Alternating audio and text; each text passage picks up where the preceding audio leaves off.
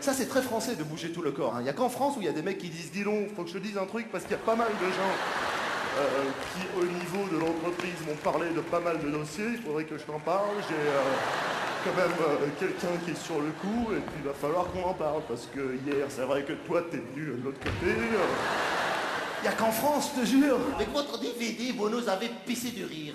Pissez tout le monde, c'est bien simple. Je vous vois, je pisse, je vous vois. Dans ce DVD particulièrement, on a essayé de faire quelque chose dans les bonus que je n'avais pas fait avant. On va retrouver des moments qui me sont chers, que je n'étais pas capable de mettre dans mes DVD précédents. Le titre « Papa est en haut », ça fait référence bien sûr à la berceuse qu'on connaît, « Fais dodo, cola mon petit frère », que j'analyse pendant le spectacle. Papa est en haut qui fait des gâteaux, maman est en bas qui fait des chocolats. Moi je la trouve un peu absurde cette chanson, parce que si on l'analyse, c'est quand même assez surréaliste. Pourquoi il est en haut? Pourquoi ils ne se mettent pas les deux dans la cuisine? Enfin, c'est vraiment, il y a un problème dans cette chanson. Cola, c'est rare, parce que c'est Nicolas à la base. Et T'auras du Lolo, personne n'a jamais su ce que c'était. Donc il y a vraiment quelque chose d'énigmatique autour de cette berceuse, ça m'a fait rire.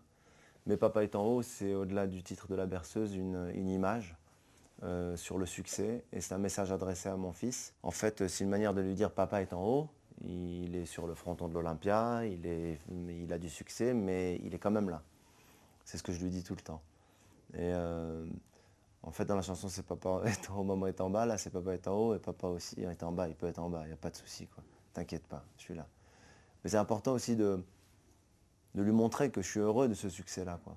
Parce que des fois, je ne sais pas pour quelle raison, on peut peut-être, pour ménager un enfant, ou ménager sa famille, dire non, eux, ils n'ont pas ça, alors il ne faut pas que... Au contraire, je pense que s'ils te voient épanoui dans ce que tu fais, ils sont heureux, quoi. Moi, je savoure ce qui m'arrive, et heureusement, puisque j'en ai vraiment rêvé, alors je ne vais pas faire la fine bouche, quoi. Ah bah, j'ai peur des monstres. Je vais te dire, ça n'existe pas, tu vas passer à autre chose. C'est pas comme moi, je vais être angoissé avec des rêves d'adultes. Hein. Je te jure, les adultes, c'est pas les mêmes rêves. Hein. Nous, on rêve pas qu'on nous a volé notre goûter, hein. C'est un autre délire. Les rêves d'adultes, c'est un autre trip. Hein. Tu vois des gens de ta famille avec des têtes d'animaux et tout. T'imagines quelqu'un qui dit, tu veux voir une photo de mon fils? Tu lui dis, franchement, non, je le sens pas, je pense que c'est... Dans ce spectacle, comme tous mes autres spectacles, j'ai beaucoup écrit en jouant les précédents.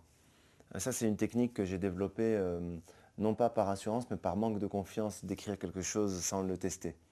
Alors c'est très agréable. Quand je jouais L'autre c'est moi, je tentais des vannes et des petits bouts de ce spectacle-là. Il n'y a rien de mieux, il n'y a rien de tel, parce que tu essaies les choses et tu sais tout de suite si ça marche. Et si ça ne marche pas, tu corriges, tu peaufines. Je trouve que le live, c'est formidable pour ça. J'ai un message à faire passer, c'est profitant. Oui, il y a une voiture avant.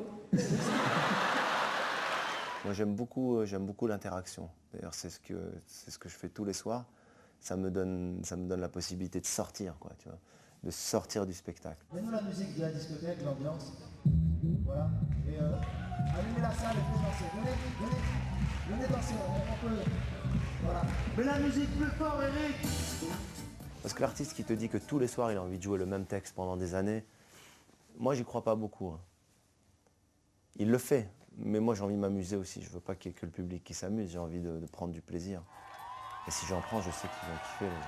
J'y vais, je prends du plaisir, je sors, j'improvise. Si je me casse la gueule, je leur dis que je me suis cassé la gueule. Mais j'ai besoin de sortir du texte. Musique libre de droit à mettre sur des images.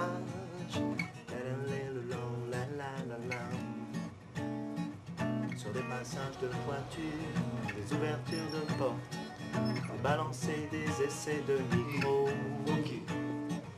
Sur les chambres d'hôtel et des écharpes nouées autour du cou.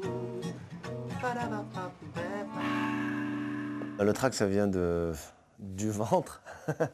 Et oui, alors c'est un trac différent. Moi, je pense pas que le trac est le même tout le temps. On a des tracs pour des raisons différentes à chaque fois.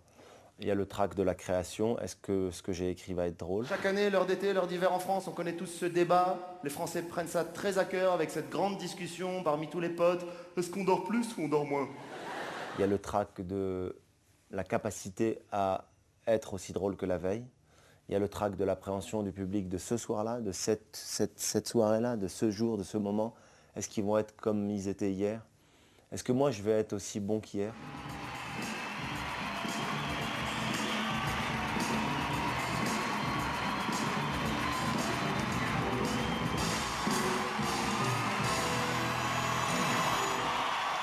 Et puis en même temps, c'est une loi d'humilité terrible parce qu'il n'y a aucune règle dans le live. Mais il n'y a aucune règle. Tu peux avoir une patate de fou, avoir fait une sieste, avoir fait du sport, bien manger, tu es au top de ta forme. Tu rentres sur scène, ton spectacle, il est bidon.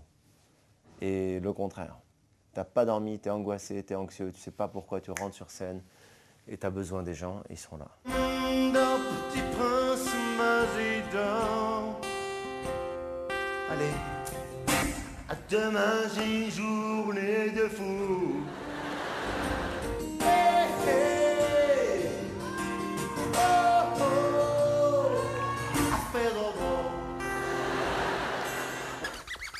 Mais qu'est-ce qu'il fait? Avec votre DVD, vous nous avez pissé du rire.